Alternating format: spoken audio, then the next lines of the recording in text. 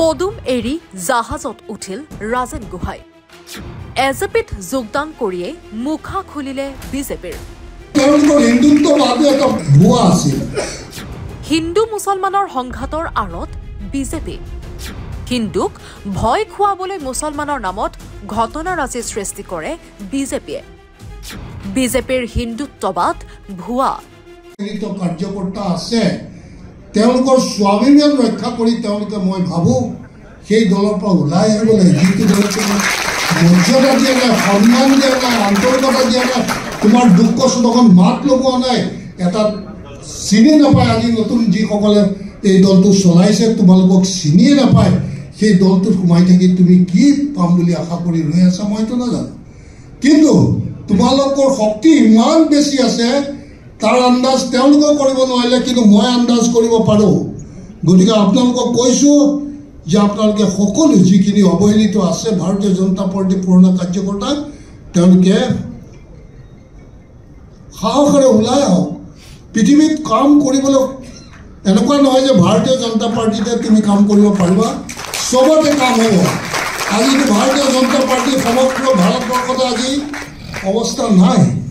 4 বাৰৰ সাংসদ, প্ৰাক্তন কেন্দ্ৰীয় মন্ত্ৰী, বিজেপিৰ প্ৰাক্তন ৰাজ্যিক সভাপতি আছিল তেওঁ। কিন্তু বৰ্তমানৰ বিজেপি নেতৃত্বৰ ওপৰত ক্ষুব্ধ হৈ তেওঁ ত্যাগ কৰে বিজেপি। বুধবাৰে তেওঁ গুৱাহাটীত আনুষ্ঠানিকভাৱে যোগদান কৰে অসম জাতীয় পৰিষদত। হয়, আমি ৰাজেন গোহাঁইৰ কথাই কৈছোঁ। 40 বছৰ বিজেপিক দি অৱশেষত দলত কোনো মৰ্যাদা নাপাই অপমানিত বোধ কৰি ৰাজেন গোহাঁইয়ে ত্যাগ কৰে বিজেপি। এজেপিত যোগদান কৰিয়ে বিজেপিৰ বিৰুদ্ধে কেইবাটাও বিস্ফোৰক অভিযোগ উত্থাপন কৰে ৰাজেন গোহাঁইয়ে।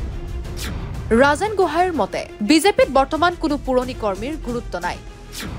স্বাভিমান থকা বিজেপি কৰ্মীক দলৰ পৰা ওলাই অহাৰ আহ্বান। বিজেপিৰ হিন্দুত্ববাদ ভুৱা। হিন্দুক ভয় খুৱাবলৈ মুছলমানৰ নামত বিজেপিয়ে সৃষ্টি কৰে ঘটনাৰাজি। ৰাজনীতি জগতত পুনৰ ক্ষমতাত আহিব নোৱাৰে, এইটো খট্টা। কিয়নো তেওঁলোকৰ হিন্দুত্ববাদে এটা ভুৱা আছিল। এই ভুৱা হিন্দুত্ববাদে তেওঁলোকৰ সকলো চৰিত্ৰ উদঙাই দিলে। তেওঁলোকে হিন্দুৰ মুছলমানৰ পৰা ভয় খুৱাবলৈ ঘটনাৰাজি তেওঁলোকে নিজেই সৃষ্টি কৰে। সৃষ্টি কৰি হিন্দুসকলক কৈছা আমি নাথাকিলে তহঁতক এহেঁতেই মাৰিব, কিন্তু মাৰা মানুহটো তেওঁলোকে। গতিকে এনেকুৱা ৰাজনীতি আৰু বহুত দিন নচলিব। গতিকে সেই তেনেকুৱা এটা ভুৱা হিন্দুত্ববাদৰ মাজত মই থাকিব নুখুজিলোঁ। মোৰ হিন্দুত্ববাদ, মই হিন্দু হিচাপে মোৰ সমাজখনক মই ভাল পোৱাটো স্বাভাৱিক। মুছলমান যেনো তেওঁ মুছলমান হিচাপে তেওঁৰ সমাজখনক ভাল পোৱাটো স্বাভাৱিক। সেইটো চবৰে অধিকাৰ আছে। তাত মোক কোনেও ক'ব নোৱাৰে যে মই কমিউনেল ক'ব জানো। মুছলমানেও ভাল পাব, খ্ৰীষ্টানসকলে তেওঁলোকৰ যিসকল আছে তেওঁলোকক ভাল পাব, ভাল পোৱাটো উচিত তেওঁলোকৰ নেতাই।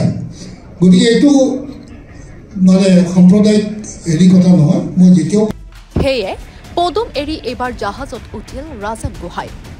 ৰাষ্ট্ৰীয়তাবাদ এৰি চিধা আঞ্চলিকতাবাদ। গোহাঁইৰ মতে অসমৰ সমস্যাৰ সমাধান কেৱল আঞ্চলিক দলৰ দ্বাৰাহে সমাধান সম্ভৱ। এজেপিক কিয় যোগদান নকৰিলে বুলি সাংবাদিকে কৰাৰ প্ৰশ্নৰ উত্তৰত ৰাজেন গোহাঁইয়ে কয়, এজেপিত যদি কৰিলো তাতকৈ ভাল মই বিজেপিত থকাই ভাল। ভৰি হাতে ধৰি পেলাই তেওঁক ভৰি হাতে ধৰি থাকিলে মই উন্নতি পথত আগবাঢ়িব পাৰিলোহেঁতেন। গতিকে মই এজেপিকো কম যে তুমি অকণ মূৰটো জোকাৰি দিয়া, জোকাৰি পেলাই তোমাৰ অস্তিত্বৰ পৰিচয় দিয়া, নহ'লে অসমবাসীয়ে তোমালোকক কেতিয়াও ক্ষমা নকৰিব। গতিকে তেওঁলোকে মূৰ জোকাৰি ওলাই আহক, আমি একত্ৰিত হৈ সুসংগঠিত শক্তি এটা হৈ অসম মাতৃক উদ্ধাৰ কৰিব পাৰিম, আমাৰ বিশ্বাস আছে। আনহাতে পুত্ৰ নবাৰুণ গোহাঁইকো বিজেপি ত্যাগ কৰি শুদ্ধ পথলৈ ঘূৰি অহাৰ আহ্বান ৰাজেন গোহাঁইৰ। পুত্ৰ বেয়া সংগত পৰা বুলিও মন্তব্য গোহাঁইৰ। তাৰ মাজত সিও আছে,